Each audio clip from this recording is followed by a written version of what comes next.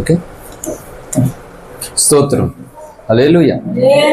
దేవుని పరిశుద్ధ వాక్య భాగంలో నుండి ప్రసంగి గ్రంథము 1వ అధ్యాయము 2వ వచనం నుండి మూలవాక్యంగా నేనే చదువుతున్నాను. దయచేసి పరిశుద్ధ గ్రంథం ఉన్న వాళ్ళందరూ కూడా నాతో పాటు ఏకీపించవలసిందిగా మనవి చేస్తున్నాను. వ్యర్థము వ్యర్థమని ప్రసంగి చెప్పుచూ ఉన్నాడు. వ్యర్థము వ్యర్థము, సమస్తము వ్యర్థమే. సూర్యుని క్రింద నరులు పడుచుండు, పాటి అంతటి వలన వారికి కలుగుచున్న లాభమేమి? ఈ పరిశుద్ధ వాక్య భాగం దేవుడు మన వెనుకడులో ఆశీర్వదించునుగాక. ఆమె చిన్న మాట ప్రార్థన చేసుకుందాం. స్తోత్రం నాయన, ప్రేమ కనికరము కలిగిన మా ప్రియ పరలోకపు తండ్రి, మీ పరిశుద్ధమైన నామానికి వందనాలు. నీ కుమారుడైన యేసుక్రీస్తు ప్రభువారిని మా కొరకు మీరు అనుగ్రహించిన విధానం కొరకు నీకు స్తోత్రాలు ప్రభా. మా కొరకు రక్తం కాచి ప్రాణము పెట్టి తిరిగి లేచి త్వరలో రాబోచున్నవాడా నీకు వందనాలయ్యా. ఇగో ఈ దినమును పరిశుద్ధాత్మ తండ్రి మా హృదయములు తెరవబడినట్లుగా మాతో మాట్లాడండి.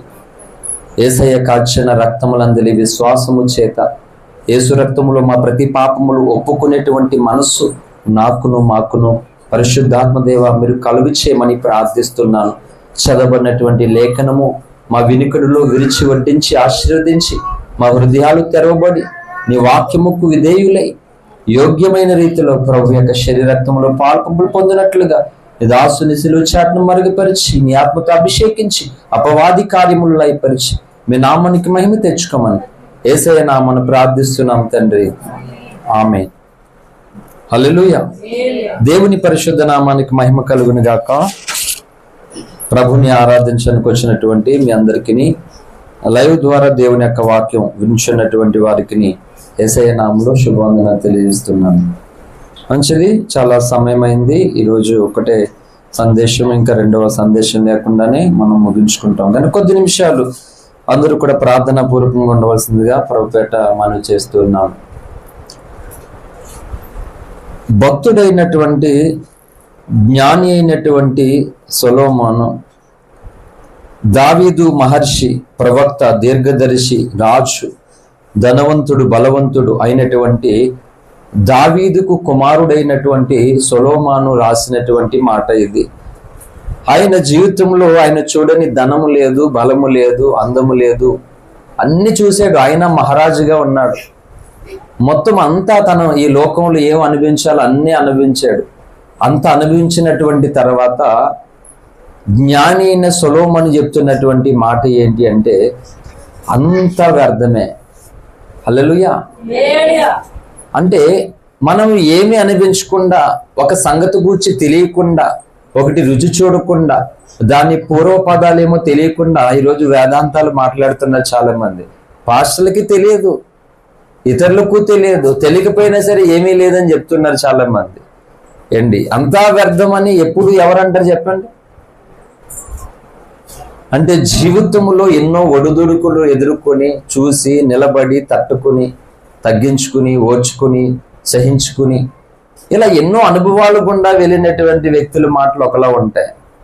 ఏమి అనుభవించకుండానే, కన్నీరు అనుభవం తెలియకుండా, కష్టం అనుభవం తెలియకుండా, ఆకలి బాధ అనుభవం తెలియకుండా, అవమానాలు, గాయాలు, నిందలు ఎలా ఉంటాయి, ఏ అనుభవాలు తెలియకుండా జీవితాన్ని గురించి మాట్లాడమంటే మాట్లాడలేరు ఎవరు కూడా. అర్థమవుతుందా? అలా సొలొమోను తన జీవితంలో అన్ని అనుభవించాడు. తన వరకు కనబడని సంగతి లేదు, వినబడని సంగతి లేదు. ఎంత ఒక వ్యక్తి లగ్జరీగా, సంతోషకరంగా ఇహలోక అందాలను, ఆనందాలను అనుభవించగలడో, ఒక వ్యక్తి భయంకరమైనటువంటి బాధలో, కష్టాల్లో ఎలాగ అయిపోతాడు, అన్ని అనుభవించినటువంటి వ్యక్తి సొలొమోను. అంత జ్ఞానము కలిగినటువంటి ఈ వ్యక్తి అంటున్న మాట ఏంటంటే, అంతా వ్యర్థమని. నాకు తెలిసి ఇప్పటికి ఇదే వాక్యంతో 10 ప్రసంగాలు చేశాను నేను, సేమ్ మూలవాక్యంతో. ఈ మధ్యకాలంలో కూడా ఇక్కడ సేమ్ మూలవాక్యంతో ఇక్కడే చేశాను. కానీ మీరు చూడండి, ఎక్కడ కూడా ఒకలాగా ఉండదు. ఎందుకంటే అనుదినము నన్ను నడిపిస్తున్నటువంటి దేవుని శక్తి ఒక గురితో, ఒక గమ్యముతో మిమ్మల్ని నడిపించడం కొరకు నన్ను నడిపిస్తున్నాడు ఆయన. హల్లెలూయా. కాబట్టి అంత వ్యర్థం అంట. అంశాలు అడుగు పెడుతున్న శ్రద్ధగా విందాం. అంటే వ్యర్థమైపోతున్నటువంటి ఈ లోకంలో మనం ఉన్నాం. ఒకరోజు కంటికి కనిపించే ఆ ఆకాశము, మనం నివసిస్తున్నటువంటి ఈ భూమి కూడా లయమైపోతుందని చదువు రానటువంటి పేతురు ద్వారా పరిశుద్ధాత్మ దేవుడు పలికింపజేశాడు. ఈ పంచభూతాలు మిక్కిలి వేండ్రముతో లయమైపోతాయట.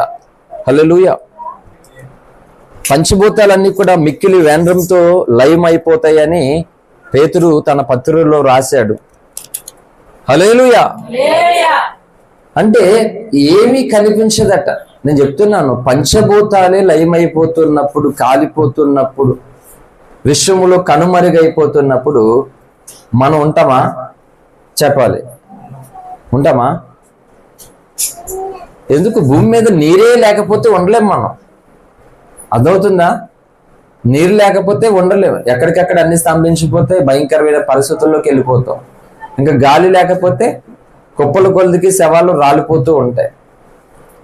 అంటే ఒకటి ఆలోచిద్దాం, అంతా వ్యర్థమైనటువంటి లోకంలో మనల్ని దేవుడు ఎందుకు పెట్టాడు?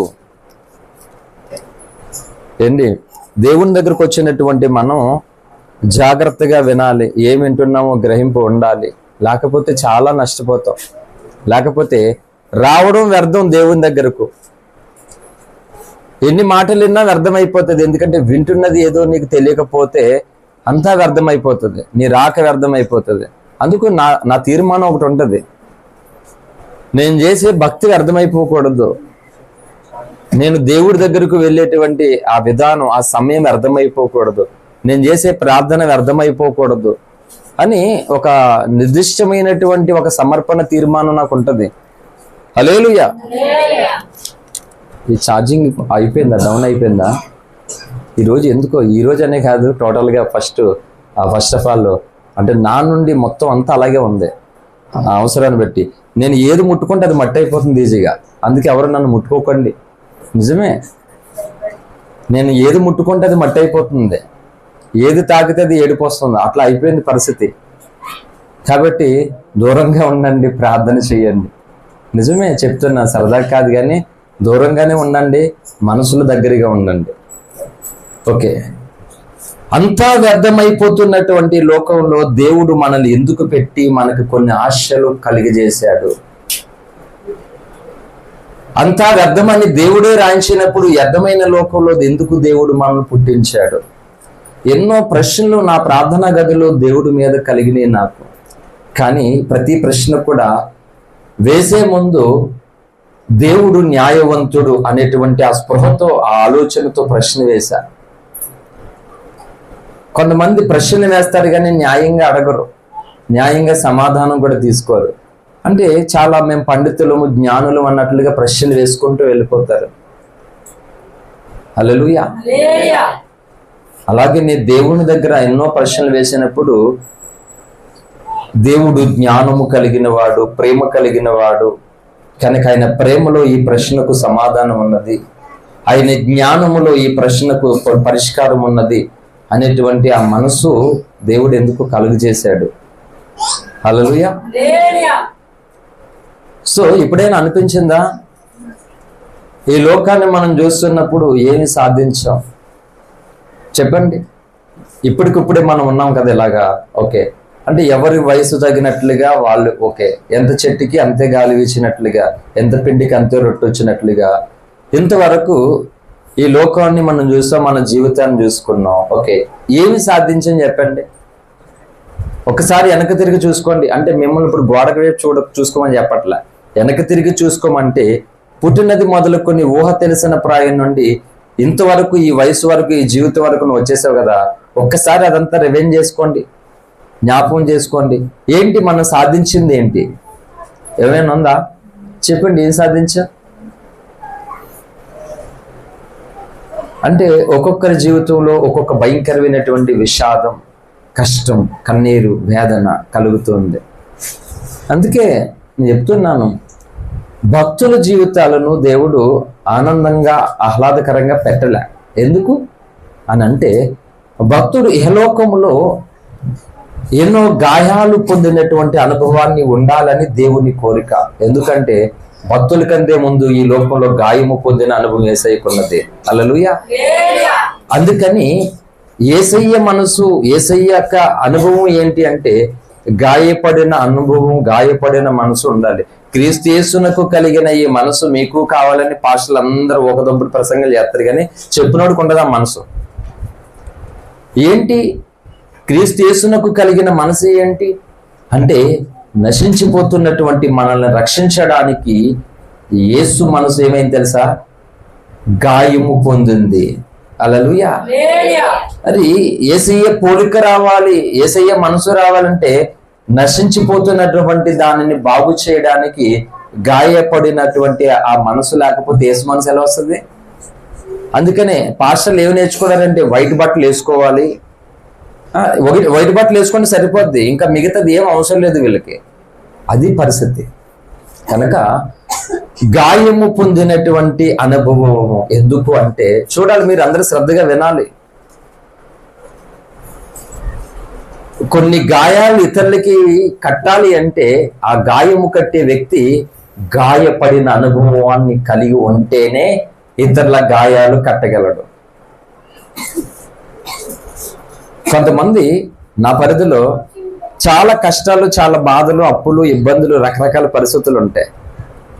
కానీ చూడండి, ఇలా అన్ని పరిస్థితులు, అన్ని బాధలు, అన్ని ఇబ్బందులు ఉండగా ఇంకొకరి పరిస్థితుల్లో ఇలా జరిగింది అనగానే ఏం చేస్తే తెలుసా? ఎదురు చేద్దాం, వీళ్ళ పరిస్థితి బాగోదు, వీళ్ళకి చాలా బాధలు, కష్టాలు ఉన్నాయి, అయినా సరే ఇంకొక కష్టము కనబడినప్పుడు సో ఆ కష్టంలో మనం ఏదైనా పాలు పంపులు పొందాలి, ఆ కష్టానికి సో మనంగా ఏదో ఒకటి చెయ్యాలి అనే మనసు వస్తుంది చాలా మందికి.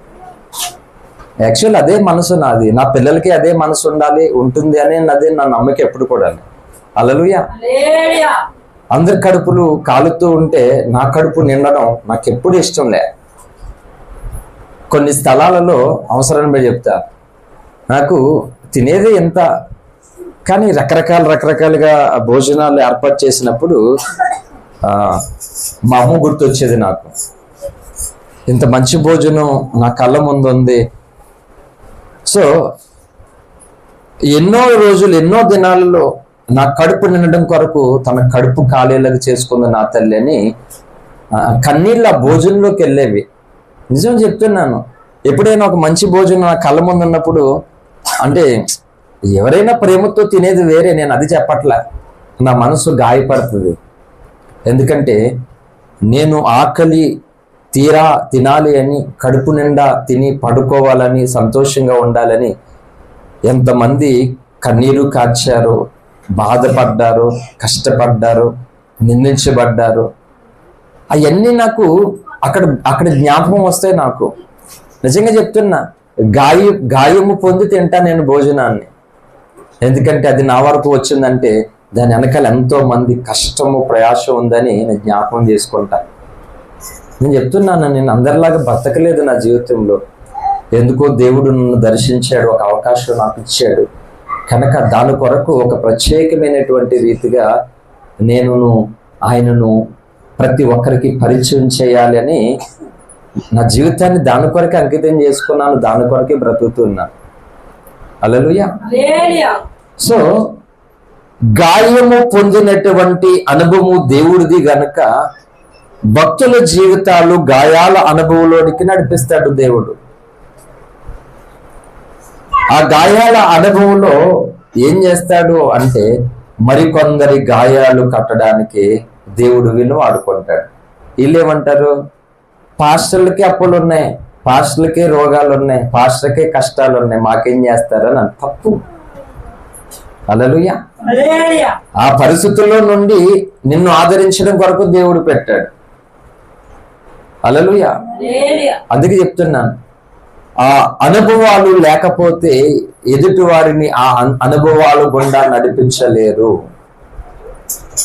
ఆ ఆకలి బాధ తెలియనటువంటి వ్యక్తులు ఇంకొక వ్యక్తుల ఆకలను తీర్చడానికి మనసు ఇష్టపడదు. అందుకని దేవుణ్ణి ఆరాధించి తన ప్రజలను, తన భక్తులను దేవుడు అనేక అనుభవాల గుండా నడిపిస్తాడు. ఇప్పుడున్న క్రైస్తవం టోటల్ గా సిలువబడినటువంటి క్రీస్తుకు వేరు ఇప్పుడున్నటువంటి క్రైస్తవము. అంటే అందరూ అని కాదు, కానీ అన్ని సంఘాలలో దేవుని కొరకు తృష్ణ కలిగి, దాహము కలిగి, ఆయన కొరకు నేను ఏమైనా పర్వాలేదనే చదువు రాకపోయినా, ఆస్తి లేకపోయినా, ఆరోగ్యం లేకపోయినా, కానీ హృదయాలలో బలమైనటువంటి సమర్పణ తీర్మానం ఉన్నారు. హల్లెలూయా. మన చదువుతో గాని, ఆస్తి అంతస్తులతో గాని, అందచందాలతో గాని దేవుడు పట్టించుకోవడం. హల్లెలూయా. ఎందుకంటే అవన్నీ ఆయన మనోదృష్టిలోంచి వచ్చినాయి భూమి మీదకి, అవి పట్టించుకోడు. కానీ నువ్వు ఏ స్థితిలో ఉన్నావో ఆ స్థితిలో నుండి దేవుణ్ణి ఎలా గణపరుస్తున్నావో, దేవుని కొరకు నీ హృదయములు ఎలాంటి సమర్పణ తీర్మానంతో నీవు ఉన్నావో దానినే చూస్తాడు దేవుడు. హల్లెలూయా. ఇప్పుడు చెప్తున్నటువంటి ప్రసంగం 1,00,000 ప్రసంగాల కంటే ఎక్కువైనటువంటి ప్రసంగం ఇది. అంటే నువ్వు ఎంత జాగ్రత్తగా దీన్ని వింటావో, పాటిస్తావో నీ ఇష్టం. హల్లెలూయా. ఇక్కడికి వచ్చే వరకు కూడా నేను చెప్తున్నాను, బైబిల్ ఓపెన్ చేయడానికి నాకు అవకాశం లేదు. ఇప్పుడు వరకు కూడా ఓపెన్ చేయలేదు బైబిల్. కానీ అనుదినము కూడా దేవునితో ఒక కమిట్మెంట్, ఒక లింక్, ఒక కమ్యూనికేషన్ అనేటువంటిది దేవుడు నాకు అనుబంధాన్ని ఏర్పాటు చేశాడు. దానితోటి ఏంటి స్విచ్ చేయగానే అవన్నీ కూడా జరిగిపోతున్నట్లుగా దేవుని కృప అనేటువంటి ఆ ఆలోచనలో ఆ ధ్యానము నాకు దేవుడు అలవాటు చేశాడు. హల్లెలూయా.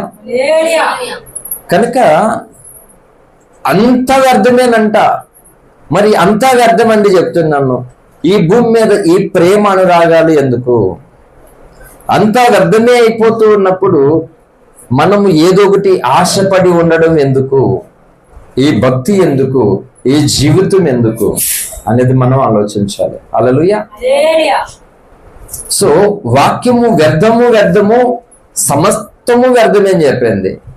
కానీ అందుకే చెప్తున్నాను, ఇప్పుడున్నటువంటి క్రైస్తవ బోధకులు, నాయకులు, విశ్వాసులు వాక్యములో దొరికిన ఒక్క ముక్కను పట్టుకుని ఆ ఒక్క ముక్కే సర్వసత్యము, ఈ ఒక్క ముక్కే ఇది, ఇంకా అవతల ఏమీ లేదని త్రికరణ శుద్ధిగా నమ్మేసి సంఘాలను నాశనం చేసేశారు. అదే వాక్యంలో ఉన్నది. అంతా వ్యర్థమే, సమస్తము వ్యర్థమే అని చెప్పి సూర్యుని క్రింద కోట్ చేసింది బైబిల్. హల్లెలూయా. అంటే సూర్యుని క్రింద నరులు పడుచున్న అంటే చూడండి 3, సూర్యుని క్రింద నరులు పడుచుండు పాటు అంతటి వలన వారికి కలుగుచున్న లాభమేమి. అంటే ఇప్పుడు ఏం చేశాడు మళ్ళా చెప్పి, ఈ సూర్యుని క్రింద నరులు పడుచున్నటువంటి ఈ కష్టాలు గాని, నష్టాలు గాని, ప్రయాసాలు గాని, దీనివల్ల మనిషికి లాభం ఏంటి? అవును, నువ్వు కష్టపడతావు. సపోజ్ నువ్వు కష్టపడింది నువ్వు అనుభవించు, ఇంకొకరు ఎవరో అనుభవిస్తారు. నీకు లాభం ఏంటి? అంటే అంత కష్టపడి, అంత ప్రయాసపడి, కనీసం అందులో కొంచెమైనా నెమ్మది లేకుండా, కొంచెమైనా మేలును అనుభవించకుండా, అంటే లాభం ఏమి పొందలే. ఇలా ఆలోచన చేస్తే భూమి మీద అంతా పరిస్థితి తారుమారు అయిపోతుంది. విత్తనాలు వేసేది ఒకరు, నీళ్ళు వేసేది ఒకరు, కాయలు కూసేది ఒకరు, తినేది ఒకరు. హల్లెలూయా. ఈ 3 పనులు రైతు చేస్తాడా లేదా? విత్తనాలు వేస్తాడు, నీళ్లు పోస్తాడు, కాయలు కోస్తాడు. కానీ ఎందుకో రైతు కడుపు ఎప్పుడు కూడా మారుతూ ఉంటుంది అమ్మలాగా. బాధ కదా. నేను చాలాసార్లు రైతుల కోసం ఏడ్చాను, చాలాసార్లు. నాకేమన్నా భూమి ఉందండి వ్యవసాయం చేసుకోవడానికి, ఆడడానికి? ఎందుకంటే దేవుని మనసు. 1000 కోట్లు ఎగ్గొట్టి దేశాలకు పారిపోతున్న వారికి ఈ ప్రభుత్వాలు, చుట్టాలు, స్నేహితులు, బంధువులు, సహకారులు. భూమిని నమ్ముకుని ఆ భూమి ద్వారా ప్రజలకు, సమాజానికి ఆహారాన్ని అందించేటువంటి రైతు అంటరాని వాడు, అనాది. ఆత్మహత్య చేసుకుని పురుగుల మందు తాగి చచ్చిపోతున్న పరిస్థితి. అంతే సమాజంలో ఇంత భయంకరమైన పరిస్థితులు జరుగుతున్నాయి. ఏమీ లేదు అసలు. మనం ఆలోచిస్తే ఏమీ లేదు. నేను చెప్తున్నాను, ఇలా చూడండి, అందరూ తెలుసో తెలియకో దేవుణ్ణి నమ్ముకున్నావు నువ్వు, అవునా కదా? ఒకవేళ ఎవరన్నా నేను బలవంతంగా లాక్కొచ్చేసారు నన్ను అనుకున్న వాళ్ళు వద్దు దయచేసి. అంటే ఇక్కడనే కాదు, టోటల్గా క్రైస్తవ సంఘాల్లో ఉన్నటువంటి అందరినీ కూడా బలవంతంగా నన్ను వాళ్ళ వల్ల వీళ్ళ వల్ల వచ్చేసాను అనవసరంగా అనుకున్న వాళ్ళు, సో స్వేచ్ఛ దేవుడు ఇచ్చాడు, ఫ్రీడమ్ ఇచ్చాడు, హ్యాపీగా లోకంలో బ్రతకచ్చు. కనుక మనకి తెలుసో తెలియకో దేవుడి దగ్గరికి వచ్చాం. అయితే చూడండి, ఇలాగా దేవుని దగ్గరికి వచ్చినటువంటి మనం వెళ్ళేది వ్యర్థమైపోకూడదు, మనం చేసే ప్రార్థన వ్యర్థమైపోకూడదు. ఒక మాట చెప్తున్నాను, ఉండే భూమి, పీల్చుకునే గాలి, తినే ఆహారము, చివరికి మన శరీరము, ఈ పంచభూతాలు అన్నీ కూడా వ్యర్థము, లయమైపోతాయని చెప్పాను కదా. మరి ప్రార్థన ఏమవ్వాలి? ఇప్పుడు వీటన్నిటితో పాటు ప్రార్థన కూడా అర్థమైపోవాలా? చెప్పాలి, అర్థం కాకూడదు. సూర్యుని క్రింద అంతగా అర్థమైపోతుందంట. హల్లెలూయా. అయితే వ్యర్థము కానిది ఏది ఉందో దానిని ఎతకడము కొరకు మనం ప్రయాసపడాలి. హల్లెలూయా. అంతా వ్యర్థమని చెప్పేసింది బైబిల్, సూర్యుని క్రింద అని చెప్పింది మళ్ళా కోట్ చేశాడు. అంటే అక్కడ సత్యం చెప్పాడు, సర్వసత్యం చెప్పాడు. కొన్ని చోట్ల మనకు సత్యం కనబడుతుంది, సర్వసత్యం కనబడదు. అందుకే వాక్య విభజన దైవజనులు ఓఫిరి గారు రాసినటువంటి పుస్తకం ప్రమాణ వాక్యం, బైబిల్ వ్యాఖ్యాన పద్ధతులు. మేము బైబిల్ కాలేజీకి వెళ్ళకపోయినా వాక్య విభజన అనేటువంటి కృప దైవజనుడు పొందిన ప్రత్యక్షతల నుండి కలిగినది. హల్లెలూయా. ఈరోజు బైబిల్ కాలేజీకి వెళ్తున్నారు ప్రజలు, వెళ్ళండి, తప్పేమి లేదు. కానీ ఏమంటానంటే నేర్చుకోమని చెప్తారు. పాస్టర్ అవ్వడానికో సంఘాన్ని నడిపించడానికో బైబిల్ కాలేజీకి వెళ్ళొద్దు, వాక్య సారాంశాన్ని తెలుసుకోవడం కొరకు వెళ్ళాలి. హల్లెలూయా.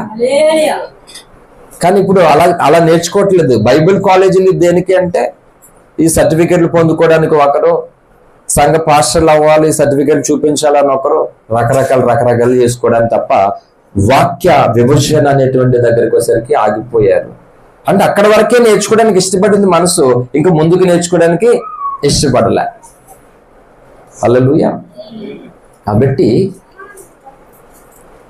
వ్యర్థమైపోతున్నటువంటి ఈ లోకంలో మనం ఉన్నాం. ఇంకా మీకు అందుకనే నా ప్రసంగాలలో అంటే స్పిరిచువాలిటీ అండ్ ఫిజికల్ రెండు మీకు కనబడతాయి ఎప్పుడు కూడా. అంటే భౌతికంగాను ఆత్మీయంగాను కనబడతాయి. నేను చెప్తున్నా చూడండి ఇప్పుడు.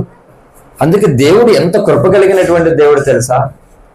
అందరూ చూస్తున్న ఈ శరీరం అర్థమైపోతుంది, లయమైపోతుంది, మన్నైపోతుంది, బూడిదైపోతుంది. కానీ లోపల ఉన్నటువంటి ఆత్మజ్యోతి ఏమవుతుంది? అది మన్నవుతుందా? ఏమవదు.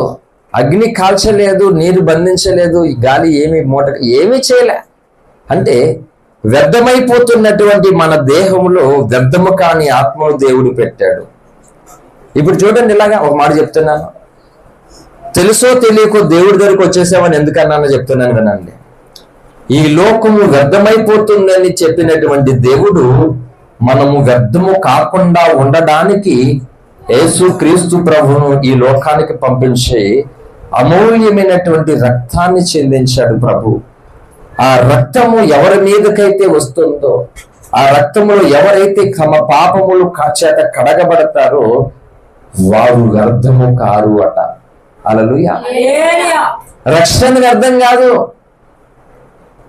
రక్షణ వ్యర్థం కాదు, ఆత్మ వ్యర్థము కాదు, విశ్వాసం వ్యర్థము కాదు, ప్రార్థన వ్యర్థము కాదు, మన నిరీక్షణ వ్యర్థం కాదు. ఇప్పుడు చెప్తున్నాను చూడండి. ఓకే, వ్యర్థము కాకుండా ఉండాలి అంటే మనం ఇప్పుడు ఏం చేయాలి? అర్థమైందా నేను చెప్పే మాట? మళ్ళీ అర్థం కావడానికి మళ్ళీ ఇంకో సంగతి చెప్పాలి, తప్పదు మరి. అంటే ఆదివారము, అందుకే ప్రసంగాలు ఆదివారం అనేది కాదు కానీ మిగతా సమయంలో కూడా ప్రతిదీ కూడా వివరణతో సంపూర్ణమైనటువంటి వివరణ ఇచ్చి చెప్పడానికి 5-10 నిమిషాల్లో అయిపోదు. ఇప్పుడు పరీక్షల్లో పాస్ అవ్వాలి, ఏం చేయాలి? సింపుల్గా చెప్పండి. శుభ్రంగా తినేసి గురక పెట్టి మొత్తం బొజ్జోవాలి, అవుతుందా? ఇప్పుడు పాస్ అవ్వాలి అంటే ఏం చేయాలి? జాగ్రత్తగా చదవాలి. సంవత్సరం అంతా చదివిన చదువు అర్థమైపోకుండా, ఫెయిల్ అయిపోకుండా ఉండాలంటే ప్రయాసపడాలి, కష్టపడాలి. అవునా కదా? హల్లెలూయా. అలాగే చెప్పండి, ఇలా చూడండి, వ్యర్థమైపోతున్నటువంటి ఈ జీవితంలో, ఈ లోకంలో, ఈ శరీరంలో దేవుడు ఒక ఆత్మను ఎందుకు పెట్టాడు అంటే, అన్నీ వ్యర్థమైపోయినా కానీ నాలో ఉన్న ఈ ఆత్మ వ్యర్థం కాకూడదు అని దాని కొరకు నువ్వేం చేయ తెలుసా?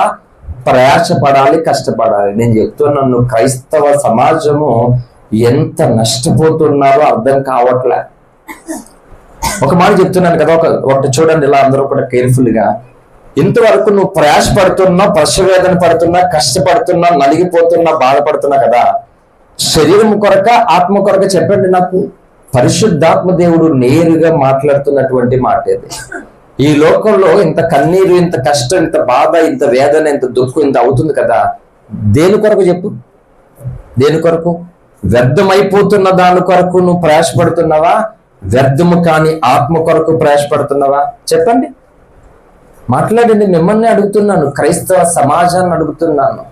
నా జీవితం, నా సాక్ష్యము ఏంటి, నా భక్తి టోటల్గా క్రైస్తవ సమాజాన్ని ప్రభావితము చేసి సిలువైనటువంటి క్రీస్తు కొరకే నేను అనే తీర్మానం, సమర్పణలో రావాలనేదే నా ప్రసంగాలన్నీ కూడా.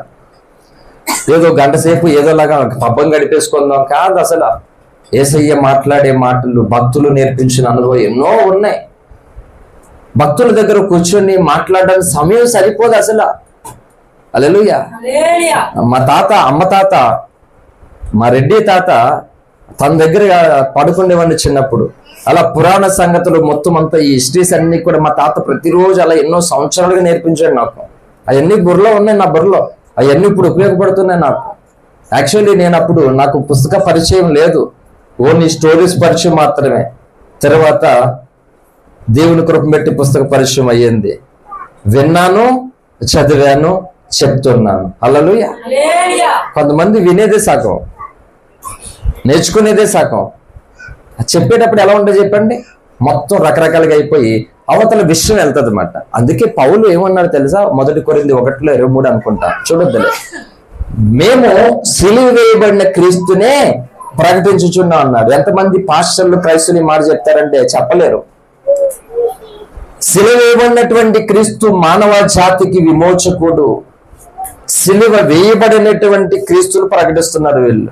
టచ్ అని, అద్భుతాలని మైండ్ అంతా అలా డైవర్ట్ చేసి ఇంకా ఈ లోక వ్యర్థమైపోతున్న దాని కొరకే నేను చెప్తున్నాను. మనమంట దేవుని సన్నిధిలో కార్చే కన్నీరు కూడా లెక్క కట్టబడుతుందట. దేవుని కవిలలో రాయబడి ఉంటదట, దాచబడి ఉన్నదట కన్నీరు. అవునండి, ఒక మాట చెప్తున్నాను, మనం వ్యర్థమైపోతున్నటువంటి శరీరం కొరకు ప్రయాసపడుతున్నాం, కష్టపడుతున్నాం.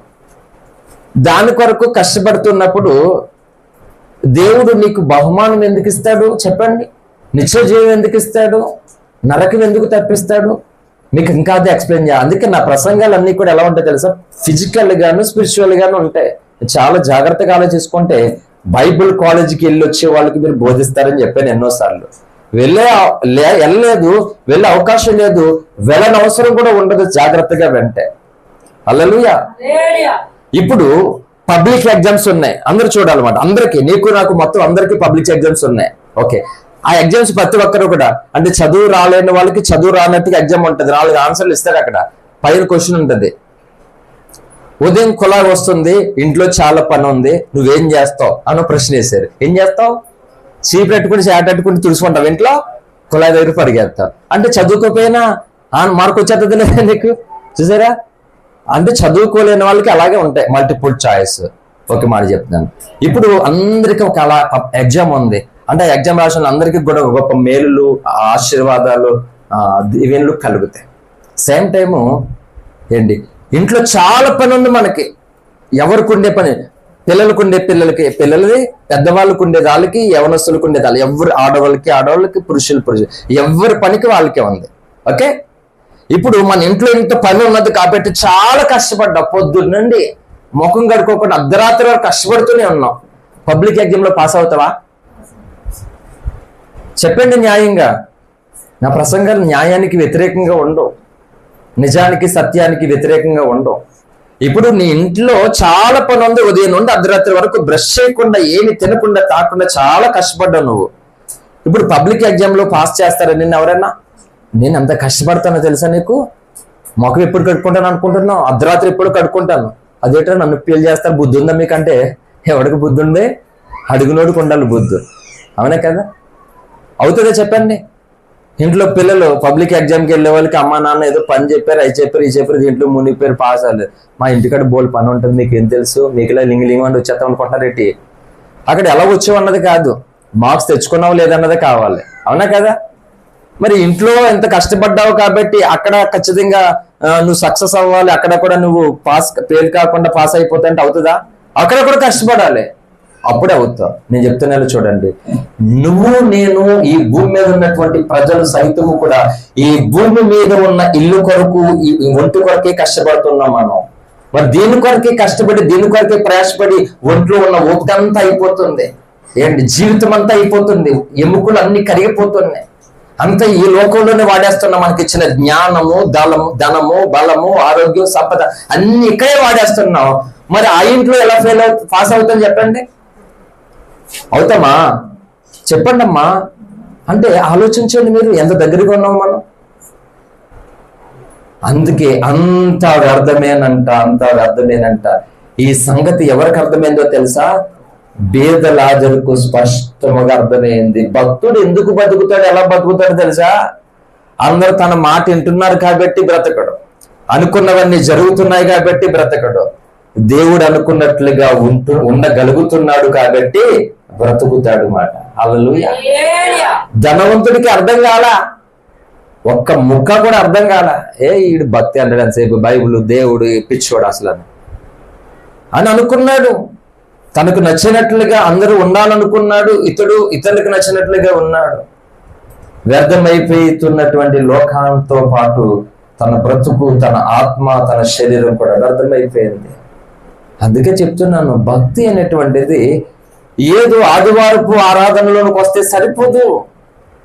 365 రోజులు కూడా. ఇంకా చెప్తున్నాను, అందుకే పౌలు ఎంత గొప్ప మాట చెప్పాడు అంటే, భోజనం చేసినా పానము చేసినా ఏం చేయాలట?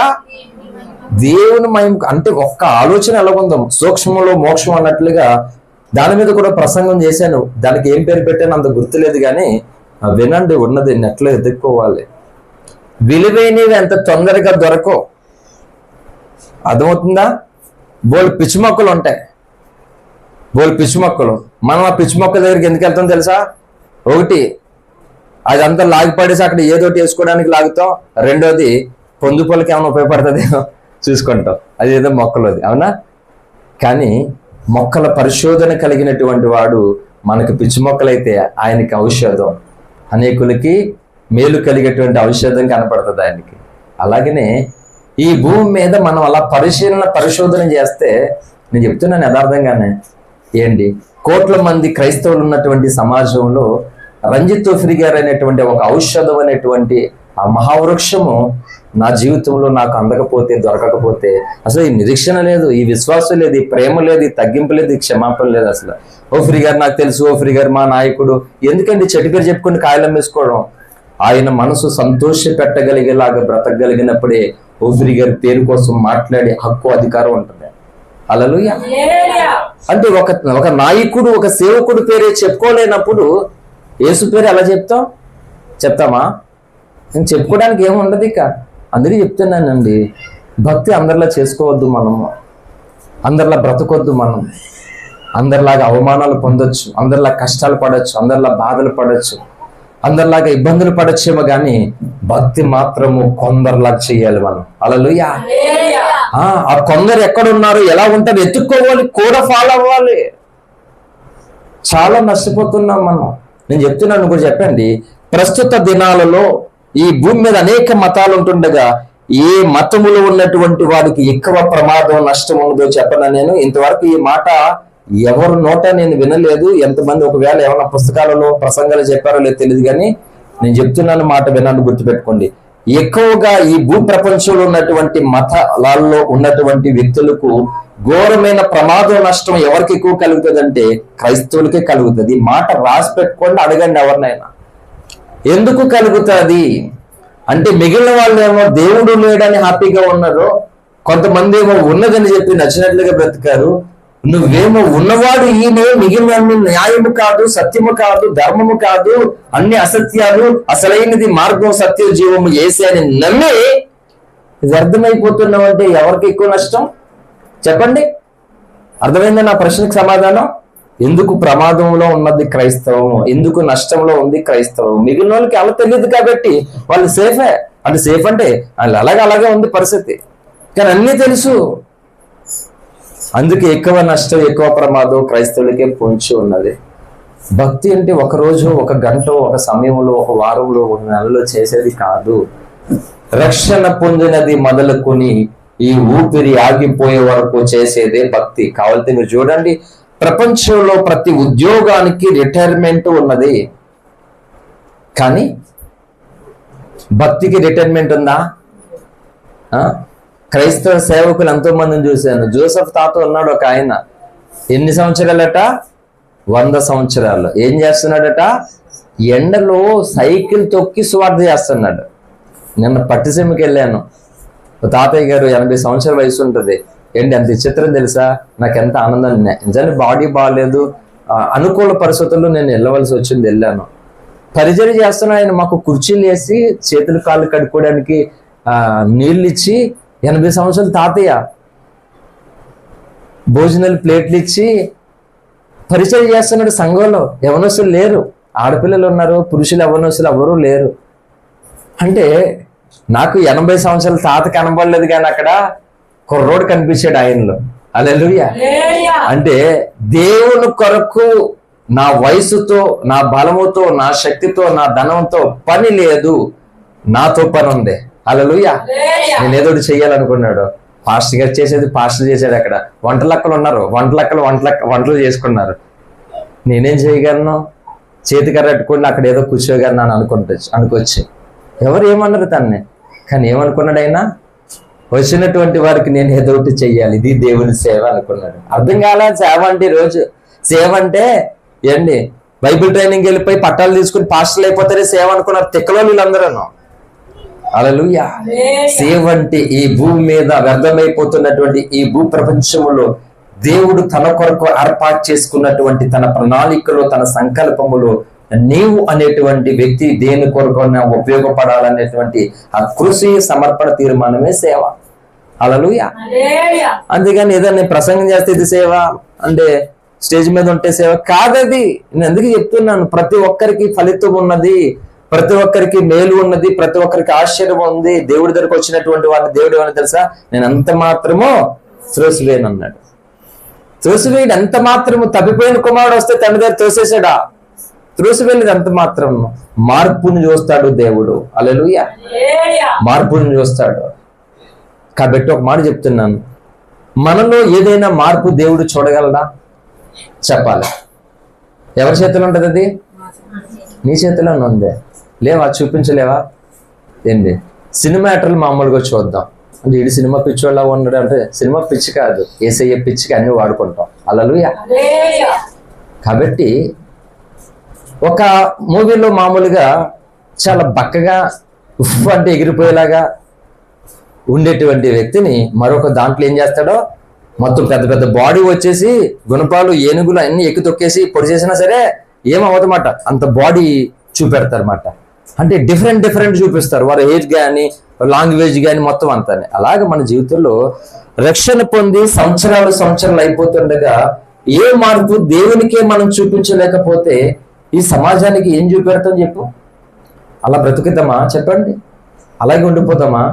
నేను చెప్తున్నాను, తయారు చేసేటువంటి వ్యక్తులు, ఇలా తయారు చేయాలని దేవుని చేత తయారవుతున్న వాళ్ళు కొద్దిమంది ఉన్నారు, అందరూ లేరు. దేవుని చేత తయారవబడి, నేను ప్రసంగం చేసిన 100 రోజుల ఉపవాసాలు, ఆల్రెడీ ప్రార్థనలు పెద్దదే ఉంటది, భక్తుల తయారయ్యే కర్మాగారం అనే. హల్లెలూయా. ఏంటి ఈ వస్తువులు ఎక్కడ తయారవుతాయి? ఒక మిషన్ ఉంటుంది, ప్రతిదానికి ఒక ఫ్యాక్టరీ ఉంటది కదా. అలాగా భక్తులు ఎక్కడ తయారవుతారంటే భూమి మీద ఉన్నటువంటి శ్రమల కొలుమనే కర్మాగారంలో తయారవుతారు. హల్లెలూయా. నిజమే, మామూలుగా తయారవ్వరు వాళ్ళు. అందుకని భక్తుల జీవితాలలో భయంకరమైనటువంటి విషాదాలు ఉంటాయి. ఎందుకు ఎవరు భక్తులు అనుకుంటున్నారు? పాస్టర్లు అంటే భక్తులా? కాదు, విశ్వాసులు కూడా భక్తులే. హల్లెలూయా. ఏంటి విశ్వాసి అంటే యేసయ్య రక్షణ పొందిన బిడ్డ కాదా? చెప్పుకోవడానికి అక్కడ పాస్టరు విశ్వాసి, కానీ యేసు రక్తంలో కడగబడిన ప్రతి ఒక్కరు కూడా విలువైనటువంటి భక్తులే. హల్లెలూయా. భూమి మీద ఎవరు శ్రేష్ఠులు అంటే భక్తులే శ్రేష్ఠులని రాయించాడు దేవుడు బైబుల్ గ్రంథంలో. హల్లెలూయా. కాబట్టి నువ్వు ఈ ఇంటి కొరకు కష్టపడి పబ్లిక్ ఎగ్జామ్ మానేసిన, అక్కడ రాయిపోయినా ఫెయిల్ అవుతావు, పాస్ అవ్వు. అలాగే ఇంతవరకు ఈ భూమి అనేటువంటి దీని కొరకు, ఈ కుటుంబం అనే ఇంటి కొరకు, నీ ఒళ్ళు అనేటువంటి ఇంటి కొరకు నువ్వు కష్టపడి జీవితం అంతా ఇంత వయసు అయిపోయింది, ఇంతకొరకు కష్టపడి ప్రయాసపడ్డావు. మరి ఈ ప్రయాసము అక్కడికి వస్తుందా? చెప్పాలి, రాదు. మరి భక్తి ఎందుకు అంటే నువ్వు ఈ భూమి మీద దేని కొరకు ప్రయాసపడు. ఇంకో ప్రసంగం ఉంటుంది నాది, దేని కొరకు నీ ప్రయాసం అని. అది కూడా ఇదే మూలవాక్యం, దాని పేరు. హల్లెలూయా. దీని పేరేంటి? పెట్టాము సాగరం. దీని పేరేంటి? నీ ప్రయాసం వ్యర్థం కాకుండా ఉండుట. హల్లెలూయా. చెప్తున్నాను, ఈ శరీరం వ్యర్థం అన్నాను, ఈ భూమి ఆకాశం మొత్తం అంతా వ్యర్థమని చెప్పాను. ఇప్పుడు చెప్పాను, ఈ ఇంటి కొరకే కష్టపడితే అక్కడ ఫెయిల్ అయిపోతాం, ఇదంతా వ్యర్థమని చెప్పాను. ఇప్పుడు ఏం చెప్తున్నానంటే చూడాలి, వ్యర్థము కాని దాని కొరకు మనం ప్రయాసపడాలి. హల్లెలూయా. ఎలా? వ్యర్థమైపోతున్నటువంటి పంచభూతాలలో, వ్యర్థమైపోతున్న దేహములో, వ్యర్థమైపోతున్న జీవితంలో ఉండి వ్యర్థము కాకుండా ఉండాలంటే ఎలా? చెప్పుకుందామా వద్దా? ఆపేన ఎంతతో? హల్లెలూయా. చెప్పండి, ఎనబుద్ధి అవుతుందా?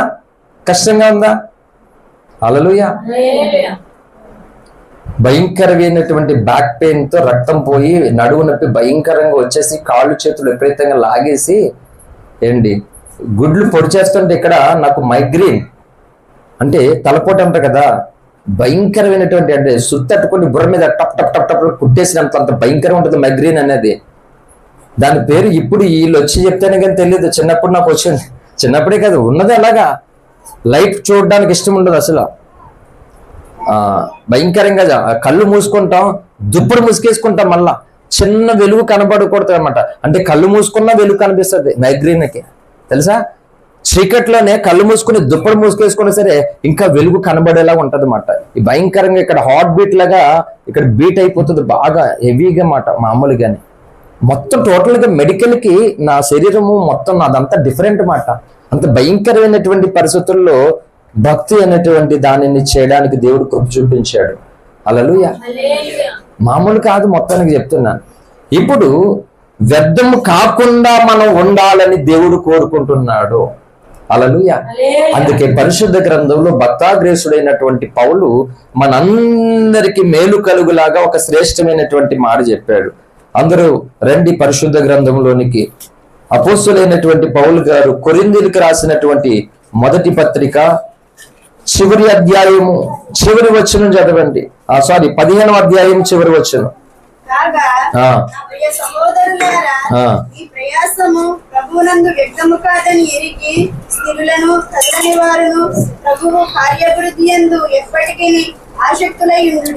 చాలండి, నేను అది మళ్ళీ ఎక్స్ప్లెయిన్ చేస్తాను సార్. దీని మీద కూడా చాలా ప్రసంగాలు చేశాను ఇదే మూలవాక్యం తోటి.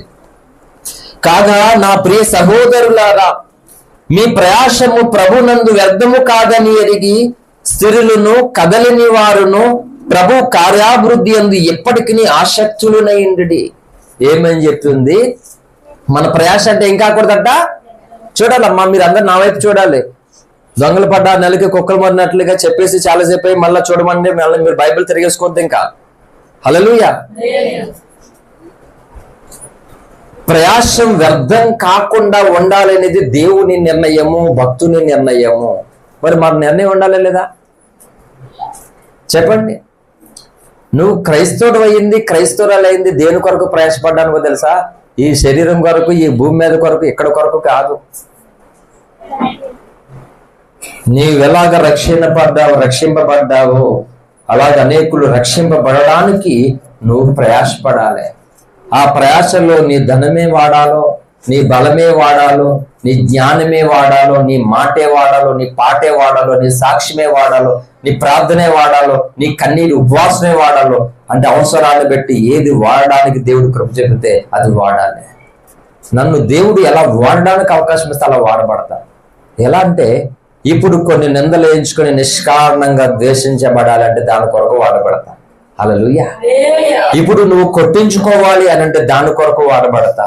వాడబడ్డంటే స్టేజ్ మీద దండలు వేయించుకోవడానికి సాల్వలు కప్పుకుని అయ్యగారు వచ్చారు చప్పట్లు కొట్టి దాని కొరకు కాదు, యేసు కొరకు చావడానికి కూడా వాడబడాలి. హల్లెలూయా.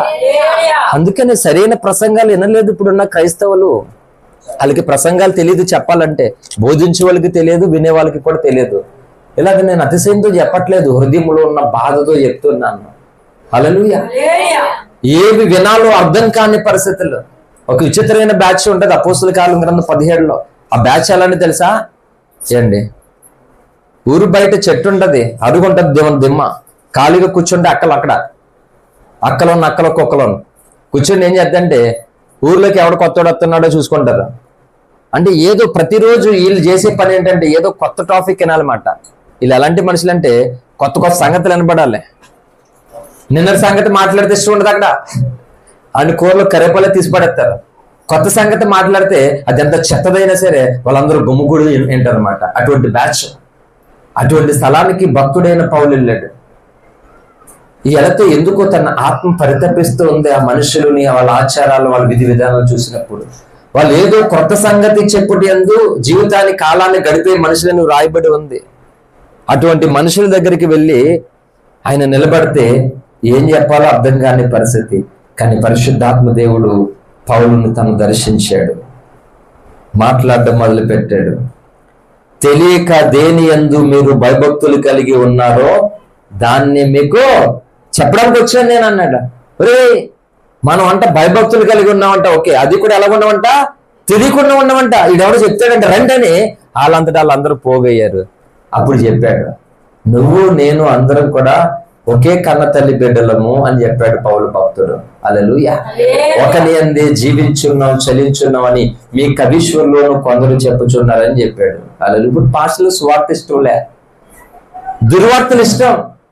అదే చెప్తున్నాను, నువ్వు మంచి చేయకపోతే, మంచి చేయడం నీకు ఇష్టం లేకపోతే, మంచి కొరకు నువ్వు ప్రయాసపడకపోతే చెడ్డదాని కొరకు ప్రయాసపడలాగా సాతానుడు చేస్తాడు. చెడ్డదాన్ని మంచి నేర్చుకోకపోతే చెడ్డది నేర్చుకోలేక చేస్తుంది నీ జీవితం. అది చెప్తున్నాను. మంచికి నీ హృదయంలో చోటు లేకపోతే దేనికి ఉంటది, చెడికే ఉంటది. నిజాన్ని నువ్వు నమ్మకపోతే అబద్ధాన్ని నమ్మవలసి వస్తుంది. అందుకే చెప్తున్నాను, క్రీస్తునందు మీ ప్రయాసము వ్యర్థము కాకుండా ఉండాలి. దానికి ఏం చేయాలంట, ఎప్పటికీ నీ లాస్ట్ ముక్కలోకి వెళ్ళిపోయింది.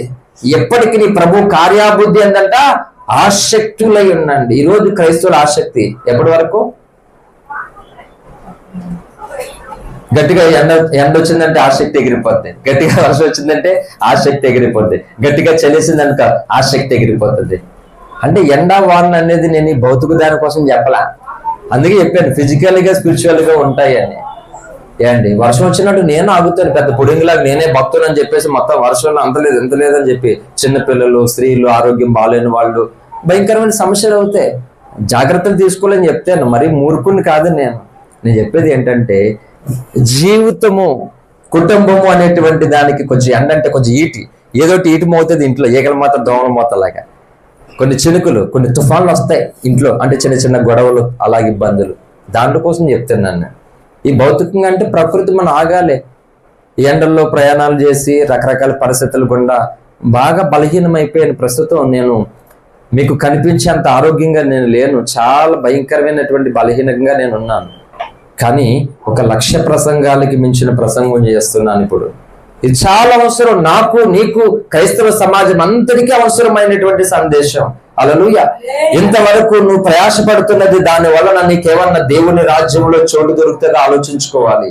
ఇంతవరకు నువ్వు కష్టపడి దేని కొరకైతే ఆరాటపడుతున్నావో దానిని పెట్టి దేవుని ఎదుట ఏమన్నా నీకు మెప్పు కలుగుతుందేమో నువ్వు ఒక్కసారి జాగ్రత్తగా నీ జీవితాన్ని పరిశీలన చేసుకోవాలి. హల్లెలూయా. అందుకని బైబిల్ చెప్పింది, క్రీస్తునందు మాత్రమే ప్రయాసపడే వారికి వ్యర్థము కాదు అంట.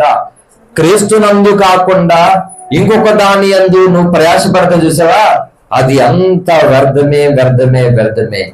మైకేల్ జాక్సన్ అనేటువంటి ఒక ప్రపంచ సెలబ్రిటీ, ఆయన ఒక గ్రౌండ్ కి, ఒక స్టేజ్ కి, డాన్స్ కి వస్తున్నాడంటే లక్షల మంది సమూహం ఎదురు చూసేవాళ్ళు. ఏంటి ఆయన ఎన్ని సంవత్సరాలు బ్రతకాలనుకున్నాడని తెలుసా, 150 సంవత్సరాలు బ్రతకాలనుకున్నాడట. అందుకని చూడాలి, ఇలాగా మైకేల్ జాక్సన్ గారికి ఏంటి తలపోటు వస్తే దానికి డాక్టరు, కంటికి బాధ వస్తే దానికి డాక్టర్, పంటికి డాక్టర్, కాళ్ళకి చేతులకి డాక్టర్, నరాల డాక్టర్లు, ప్రేగు సంబంధించిన doctor, heart doctor, kidney doctor, అంటే బాడీలో ఎన్ని అవయవాలు అయితే ఉన్నాయో ప్రతి దానికి ప్రపంచంలో ఒక మోస్ట్ ఫేమస్ డాక్టర్ ఉండేవాడట. తన చుట్టూ తన తినేటువంటి ఆహారము నియమాలతో, అందరి వైద్య సూచనల పరిరక్షణలో ఆహారము తినడము, ఇంత ఫోకస్ చేస్తున్నాడు ఎప్పటికప్పుడే.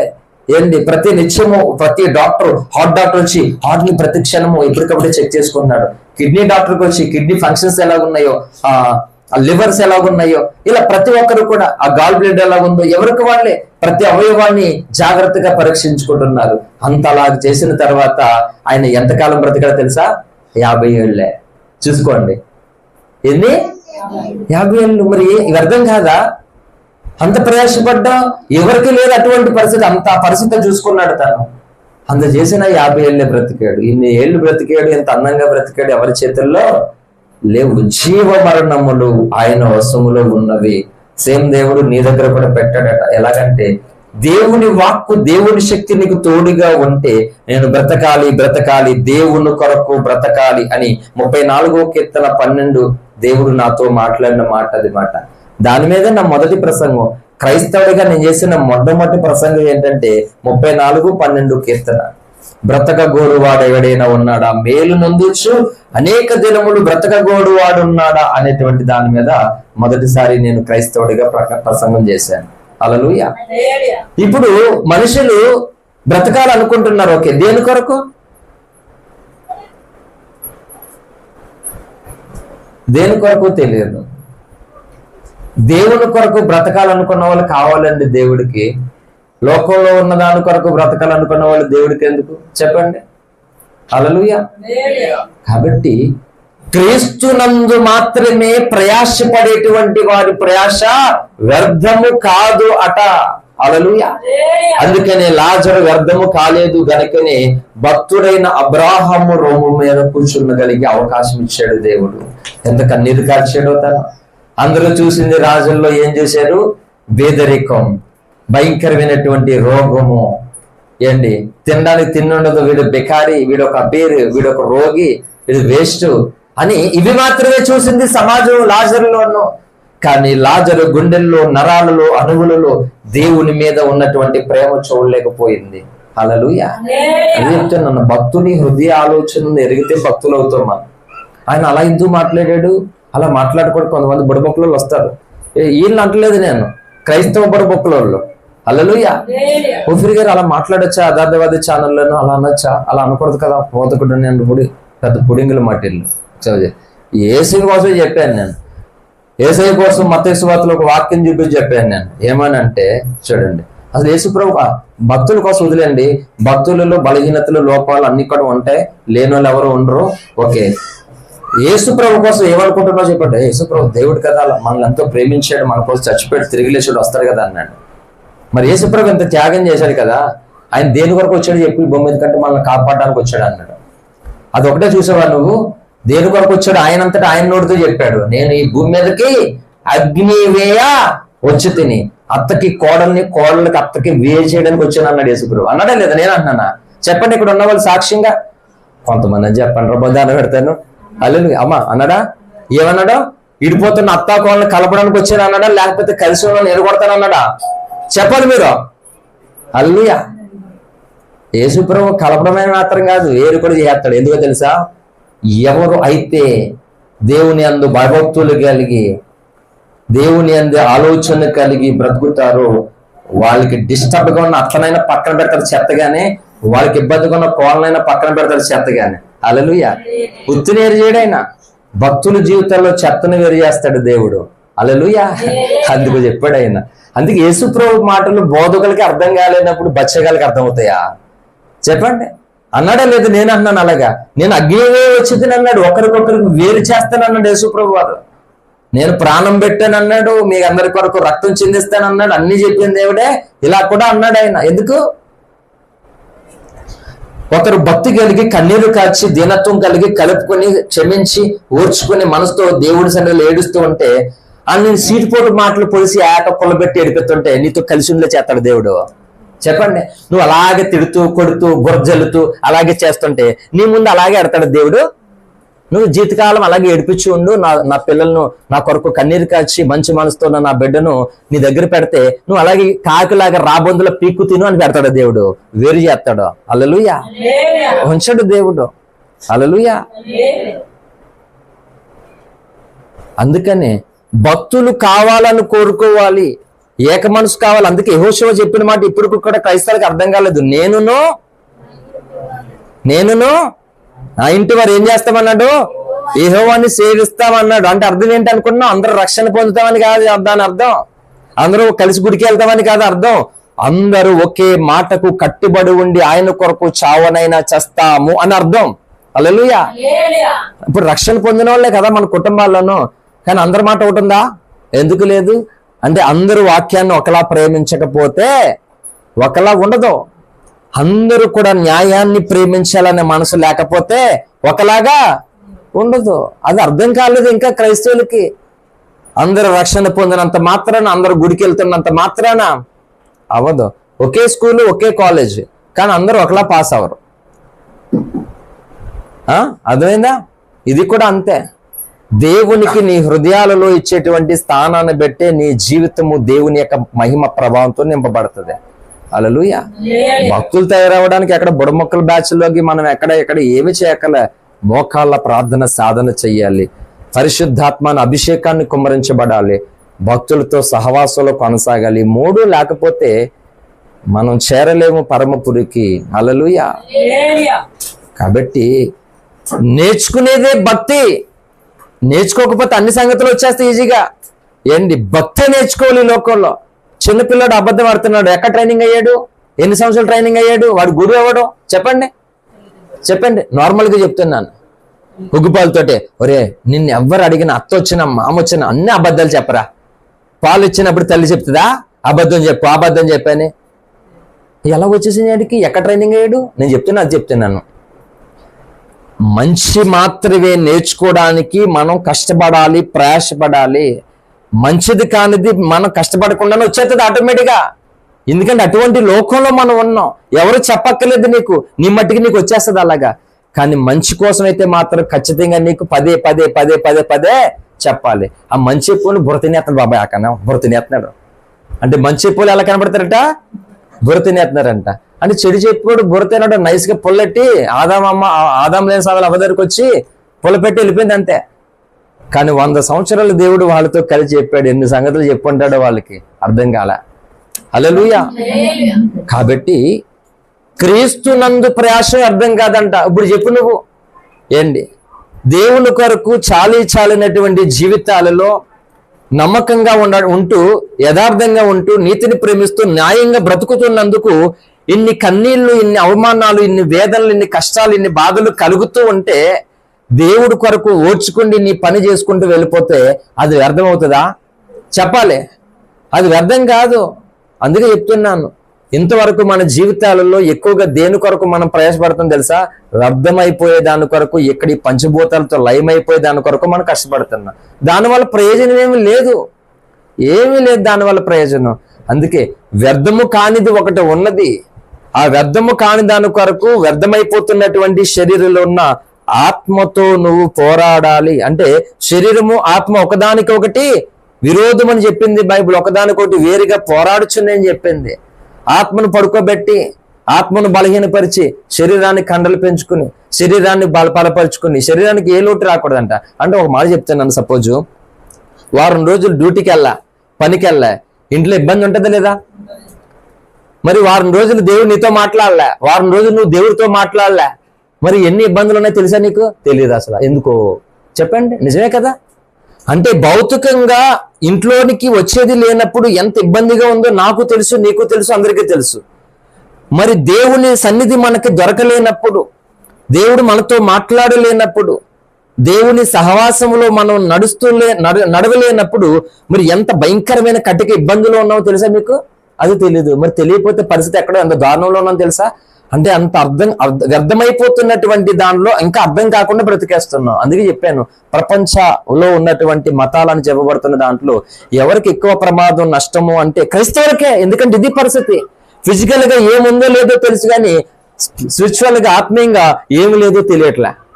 అభిషేకం ఉందో లేదో తెలియదు, దేవుడు హృదయాలలో ఉన్నాడో లేడో తెలియదు. అందుకే చెప్తున్నాను, గుర్తుపెట్టుకోండి, క్రీస్తునందు ప్రయాసం అర్థం కాదని అంటే తెలుసో తెలియకో దేవుడు మనల్ని అంగీకరించి ఈ రక్షణ భాగ్యం దేవుడు మనకి ఇచ్చాడు. హల్లెలూయా. ఇచ్చాడు కాబట్టి ఒక మాట అంతే, మనం భేదవాళ్ళుగా ఉన్నా, ధనవంతులుగా ఉన్నా, ఆరోగ్యంతో ఉన్నా, అనారోగ్యంతో ఉన్నా, సంతోషంతో ఉన్నా, దుఃఖముతో ఉన్నా, అనుకున్నవి జరుగుతున్నా, అనుకున్నవి జరగకపోయినా యేసే నా దేవుడు, ఆయన కొరకు నేను బ్రతుకుతా అనే సమర్పణ తీర్మానం కసి ఉండాలి మనకి. హల్లెలూయా. ఇంకా అదే మనం ఇచ్చే విశ్వాసం. విశ్వాసం అంటే ఈ రోగం తగ్గుతుంది, అది కాదు విశ్వాసం. విశ్వాసం అంటే ఈ అప్పు తీరిపోతుంది, అది కాదు విశ్వాసం. విశ్వాసం అంటే ఈ ప్రార్థనకు ఇప్పుడు ఉత్తరం అది కాదు విశ్వాసము అంటే. హల్లెలూయా. విశ్వాసాల గురించి ఎన్నో ప్రసంగాలు మనం విన్నాం, నేను ఎన్నోసార్లు చెప్పాను. అసలైనటువంటి విశ్వాసం అంటే ఏంటో తెలుసా? దేవుడు నిన్ను ఎందుకొరకు ఈ భూమి మీద ఇలాంటి స్థితిగతులలో ఎన్నుకుని రక్షణ ఇచ్చి తన సొంత కూతురు కొడుకుగా చేసుకున్నాడో అది అనుకూలముగా, అంటే దేవుడు అనుకున్నట్లుగా నెరవేర్చడము కొరకు నమ్మిక ఉంచడం అసలైన విశ్వాసం. ఇది ప్రపంచ బోధకులందరూ కూడా అంగీకరించవలసినటువంటి మాట. అసలైంది అదే. ఇంకా మిగతా అన్ని కూడా చిన్న చిన్న మాట. చదువుల్లో ఎన్నో రకాల చదువులు ఉంటాయి కదా, అలాగా విశ్వాసాలు అంటే ఇంతవరకు నేను చెప్పిన ప్రసంగాలు కూడా విశ్వాసాలు అంటే చిన్న చిన్నవి చెప్పాను మీకు అందరికీ. అసలైనటువంటి విశ్వాసం అంటే దేవుడు ఎందుకు పుట్టించి, ఎందుకు ఏర్పాటు చేసుకుని ఎన్నుకున్నాడో ఆ అంతిమ లక్ష్యము చేరడము కొరకు ఉండవలసినటువంటి నమ్మికే విశ్వాసం అంటే. హల్లెలూయా. ఉందా ఆశ? ఉంది ఎవరికైనా? దేవుడు ఎందుకు నన్ను ఎన్నుకుని రక్షణ ఇచ్చాడో, సో దాని కొరకే నేను అనేటువంటి తీర్మానం ఎంతమందిలో ఉంది? ఏమీ లేదు. ఇంకొకరు వచ్చి, అవును నీ దేవుడు అంత గొప్పవాడు, అంతమందికి అద్భుతాలు చేస్తే మరి ఎందుకు నీ పరిస్థితి ఎలా ఉందనేసరికి కన్నీరు కారిపోతున్నా వాళ్ళు అలా మాట్లాడేసరికి బడబడబడబడి అంటూ చేతన్నాయి. హల్లెలూయా. ఆటోమేటిక్ గా విశ్వాసం బలహీనమైపోతున్నారు. హల్లెలూయా. అందుకే మనం దేవుడు చూస్తూ ఉన్నప్పుడు ఏం చేయాలి తెలుసా? క్రీస్తునందు మీ ప్రయాసం వ్యర్థము కాదు, దాని కొరకు కష్టపడాలంటే. ఇక్కడ పిచ్చోళ్ళ కనబడుతున్నారు భక్తులు భూమి మీదకి, రోడ్డు మీదకి వెళ్ళి వీరు వాళ్ళు అడవుల్లో ఏంటి క్రీస్తును ప్రకటిస్తున్నటువంటి భక్తులు సమాజంలో ఉన్నటువంటి వ్యక్తులకు, ఇంకా స్వార్థ అనుభవమైనటువంటి పాస్టర్లకు, విశ్వాసులకు చేతకాని వాళ్ళగా కనబడుతున్నారు. వాళ్ళ ప్రయాసం అర్థమండి. వాళ్ళు ఎండలో ఎండి వానలో తడిసి అవమానాలు నిందలు పొంది నశించిపోతున్న ఆత్మల రక్షణ కొరకు ప్రయాసపడి దెబ్బలు తిని ఇన్ని బాధలు పడుతుంటే అది వ్యర్థమా అంటే చూసేవాడికి అదంతా చెత్తలాగా కనబడుతూ ఉంది. హల్లెలూయా. మన తాడేపల్లి గుడి వెళ్ళినప్పుడు ఒక దైవజనులు పరిచయం అయ్యారు నాకు తణుకు నుండి. ఆయన చుట్టూనే ఉన్నారు, భూమి చుట్టూ సూర్యుని చుట్టూ భూమి తిరిగినట్లుగా. ఆయన ఒక ఎంప్లాయీ, పాస్టర్ గారు మంచి కారు ఉంది, ఆ కారులో తీసుకెళ్లారు మమ్మల్ని అక్కడ నుంచి. జస్ట్ ఆ క్లిప్ చూసి సాక్ష్యం చేశారు, 2 ముక్కలు ఆ పాస్టర్ గారు చెప్పగానే మొత్తం ఆశ్చర్యపోయి, ఇంత ప్రపంచంలో అసలు ఇంకా ఆయన మొత్తానికి ఎన్ని సాక్ష్యాలు నేను విన్నాను మొత్తానికి అని ఇంక మాటలు రావట్లేదు ఆయనకి. మొత్తానికి ఆయన ఒక మాట చెప్పాడు నాకు, అంటే నా కోసం కాదు చెప్పాడు. ఒక మాట చెప్తే ఏమని తెలుసా? ఒక సహోదరి ఉన్నదట, ఆమెకు పుట్టుకతోనే 2 కన్నులు లేవు. వింటున్నారా?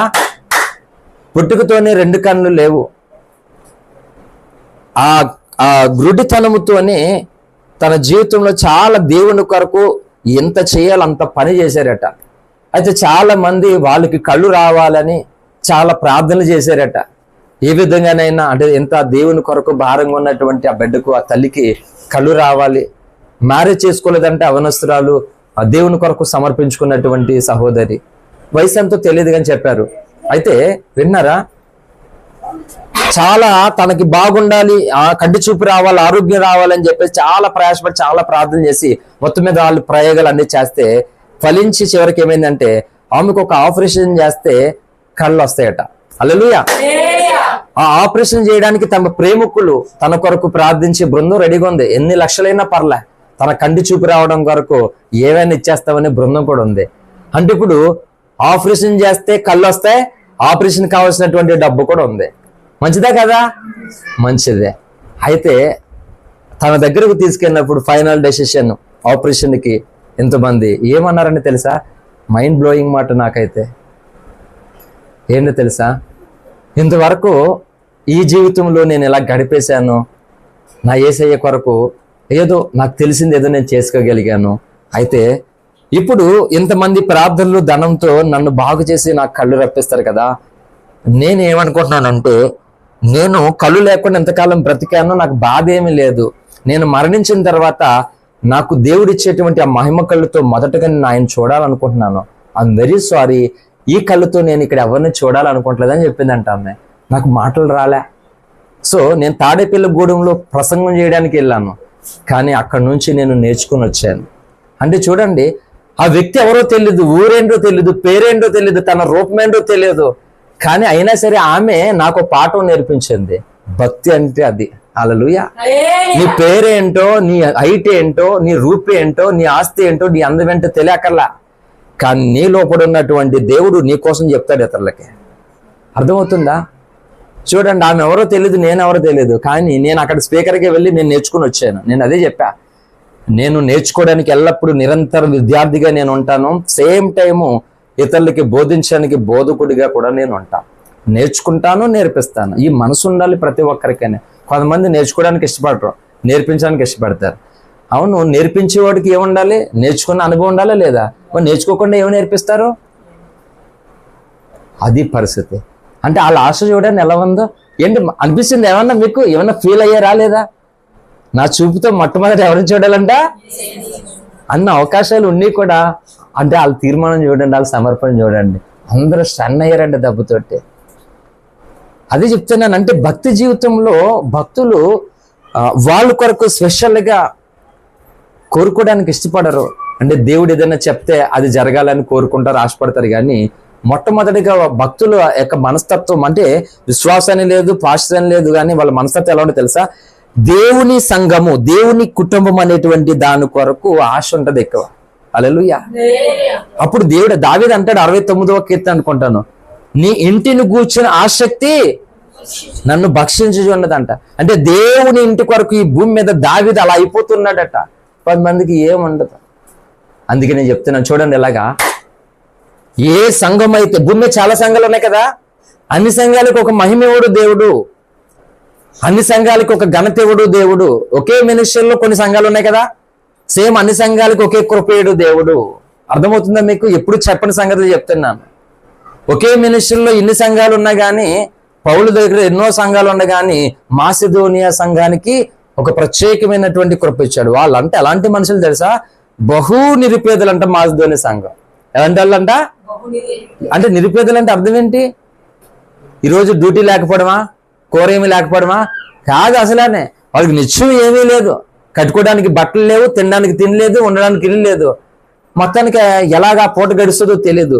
అటువంటి బహు నిరుపేదలంట. కానీ పౌలు యొక్క బోధలో, పౌలు యొక్క పెంపకంలో వీళ్ళందరూ కలిపంట దేవుని కొరకు ఏం చేయడానికన్నా ముందుకు వచ్చేస్తారంట. ఎవరు ఏం చేయగలరో చేసేస్తారంట వచ్చి.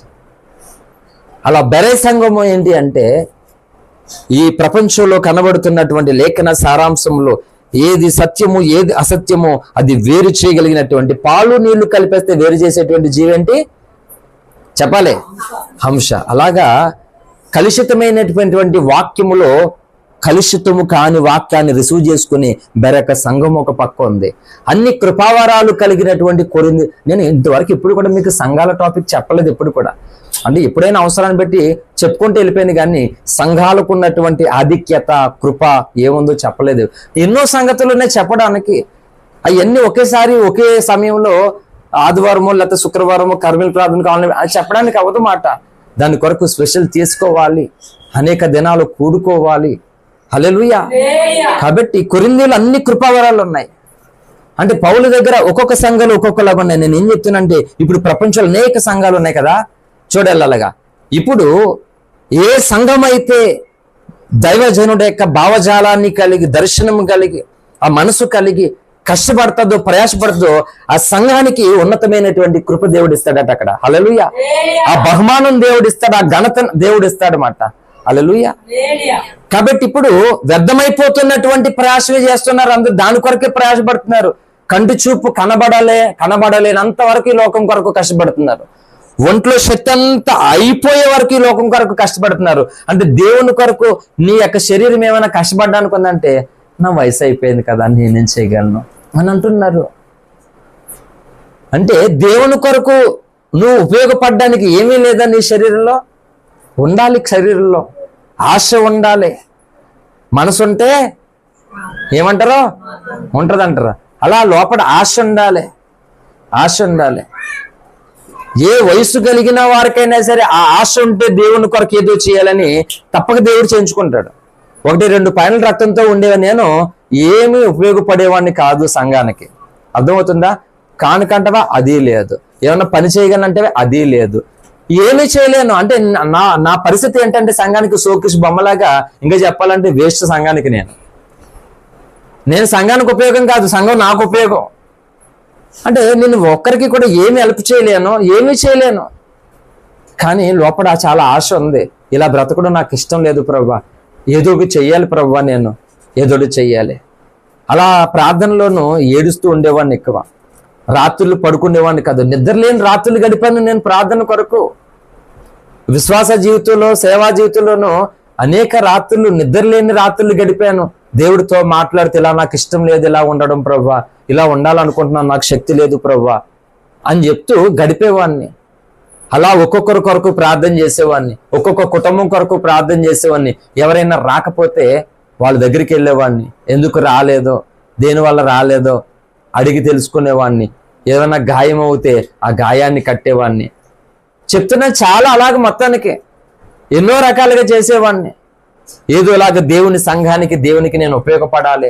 అలా కఠినంగా డబ్బులు లేనప్పుడు యానం రీజెన్సీ దానికి ఎవరు దొరికితే అప్పుడు కృపానిధి దొరికితే కృపానిధి అందుబాటులో లేకపోతే ఇంకొకరితోటి 12 గంటల డ్యూటీ, 12 hours డ్యూటీ.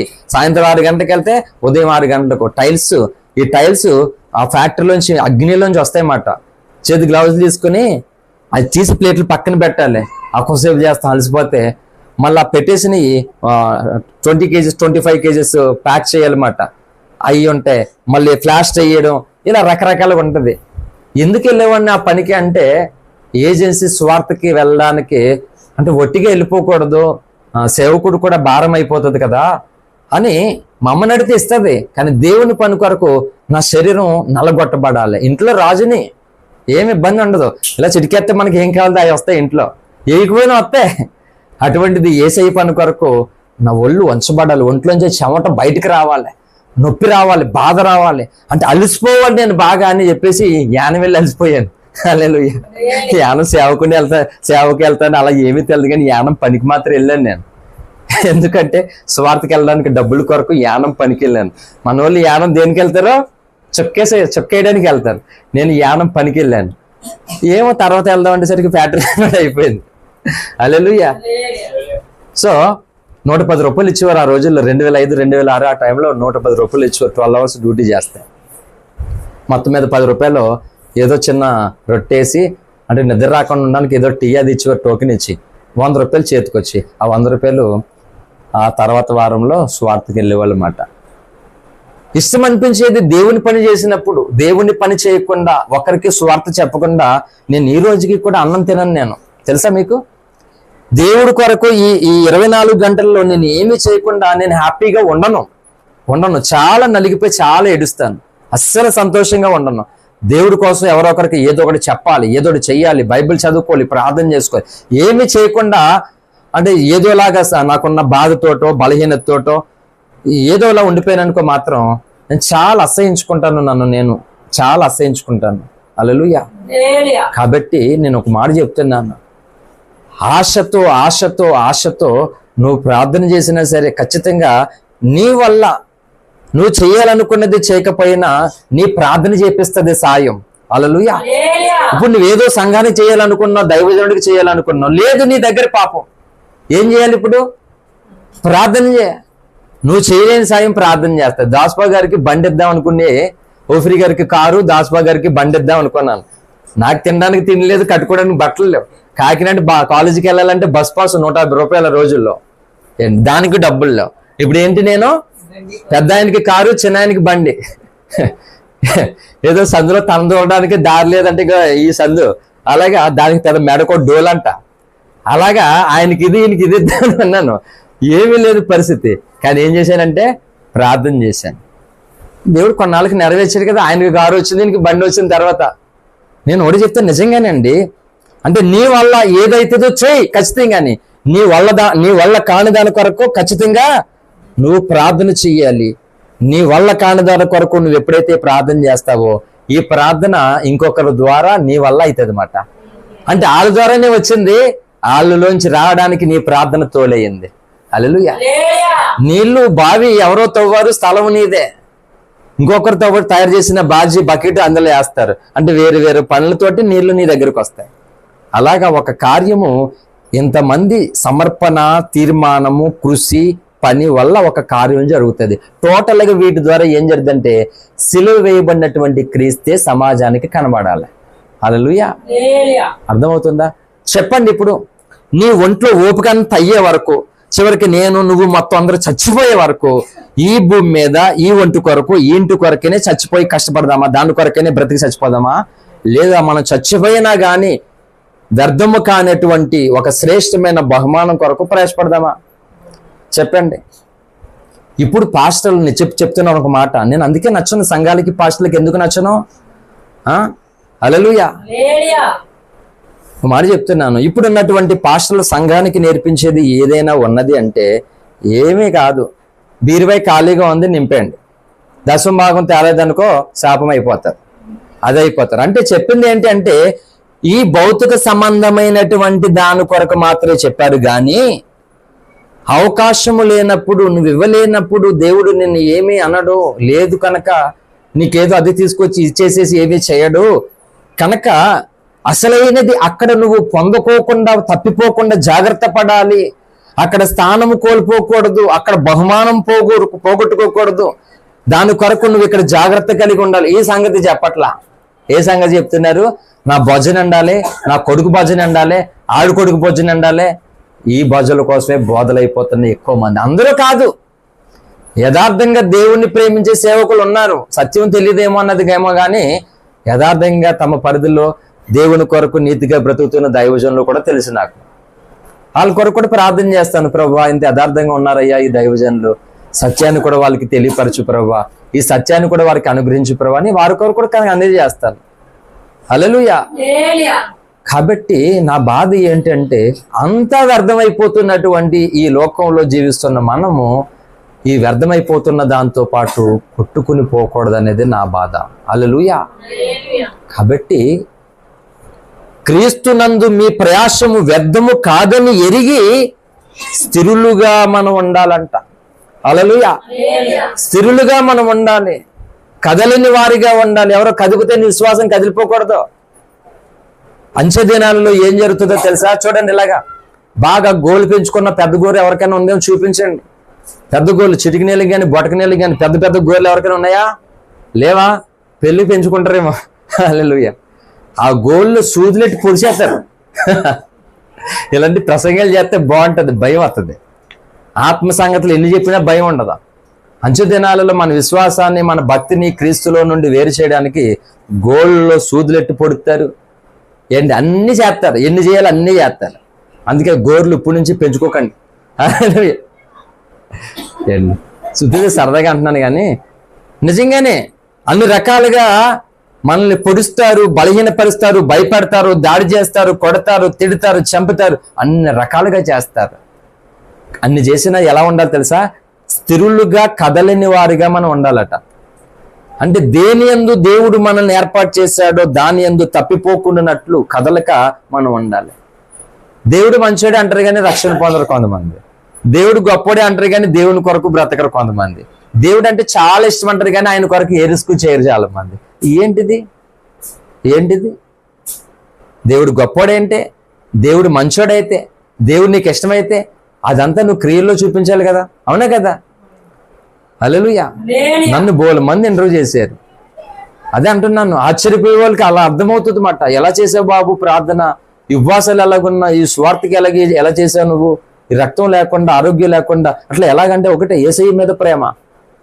యేసయ్య మీద ప్రేమ ఎంత చేపించింది. ప్రేమ లేకపోతే మరి ఇప్పుడు చెప్పి యేసయ్య మీద నీకు ప్రేమ ఉందని నువ్వేమి చేయకుండా ఉండడం ఇప్పుడు వ్యర్థమైపోతున్న జీవితంలో ఉన్నావా, లేకపోతే వ్యర్థం కాని జీవితంలో ఉన్నావా? ఆలోచించు. ఇక్కడ ఒకరిని తక్కువ చేసేది కాదు, ఒకరిని ఎక్కువ చేసేది కాదు, కానీ దేవుని ఎదుట మనం ఎప్పుడు యోగ్యులుగా ఉండాలని చెప్తున్నాను అనమాట. హల్లెలూయా. కాబట్టి వ్యర్థము సమస్తము వ్యర్థమే, సూర్యుని కింద మానవులు పడుచుండు పాటు అంతటి వలన వాళ్ళకి కలుగుచున్న ప్రయోజనం ఏమీ కూడా లేదు. అయితే ఇక్కడ దేవుని మాట చెప్తున్నది ఏంటంటే ఎవరైతే నిత్యము గోజాడి కన్నీరు కార్చి ప్రార్థన చేసి స్వార్థ ప్రకటించి దేవుని సంఘ క్షేమాభివృద్ధి కొరకు సిలువైనటువంటి క్రీస్తును లోకానికి చూపించడం కొరకు కష్టపడతారో ప్రయాసపడతారో వారిదంట వ్యర్థము కాదు అట. ఆ భక్తి వ్యర్థము కాదంట, వారి జీవితం వ్యర్థం కాదంట. అంటే ఇక్కడ లేకపోవచ్చేమో కానీ వారు చేసినటువంటిదంతా కూడా అక్కడ ఖచ్చితంగా బహుమానముగా ఒక కార్యరూపము దాల్చి ఉంటదంట. అందుకే క్రైస్తవ సమాజమా, ఇక్కడ ఉన్నటువంటి నా ఆత్మీయ పిల్లలారా, మీరందరికీ ఒకటే మాట చెప్తున్నాను, ఇంతవరకు వ్యర్థమైపోతున్న దాని కొరకు మనం ఎక్కువ కష్టపడుతున్నాం, ప్రయాసపడుతున్నాం. కనీసం ఇక నుండి అయినా సరే అంటే దీని కొరకు వద్దని చెప్పలే, ఇది చూసుకుంటేనే మరి ఎక్కువగా వ్యర్థము కానిటువంటి ఆ విశ్వాసము కొరకు, ఆ రక్షణ కొరకు, ఆ స్వార్థ కొరకు మనం కష్టపడాలి, ప్రయాసపడాలి, ఖర్చు అయిపోవాలి. మన డబ్బులు మాత్రమే ఖర్చు చేయడం కాదు, మనము కూడా ఖర్చు అయిపోవాలి. అంతేగాని ఇంకా ఎంతకాలం అయిన తర్వాత కూడా నీకు నచ్చినట్లుగా నేను ఉండి, నాకు నచ్చినట్లుగా నేను ఉండి ఎలా వస్తావో అలాగే వెళ్ళిపోతే ఇదంతా కూడా వ్యర్థమైపోతుంది. కాబట్టి వ్యర్థమైపోతున్న లోకంలోనికి దేవుడు ఎందుకు వచ్చాడంటే నిన్ను వ్యర్థము కాకుండా చేయడానికి వచ్చాడు. హల్లెలూయా. కాబట్టి ఇది ఎరిగి ఇక్కడ నుంచి నీ కన్నీరు వ్యర్థం కాదని, నీ ప్రార్థన వ్యర్థం కాదని, ఇచ్చే కానుక వ్యర్థం కాదని, దేవుని కొరకు నువ్వు పొందుతున్న శ్రమ గాని, నిందలు గాని, అవమానాలు గాని వ్యర్థము కాదని ఇట్టి విశ్వాసము చేత, ఇట్టి నిరీక్షణ చేత భక్తి సాధన చేస్తూ వ్యర్థము కాని ఆ లోకములోనికి మనమందరము ప్రవేశిద్దాం. అట్టి కృప పరిశుద్ధాత్మ దేవుడు చేరినటువంటి మనకును, క్రైస్తవ సమాజంలో యథార్థంగా దేవుణ్ణి ఆరాధిస్తున్నటువంటి ప్రజలకును అనుగ్రహించునుగాక. ఆమేన్, ఆమేన్, ఆమేన్. థ్యాంక్ యూ అందరికీ.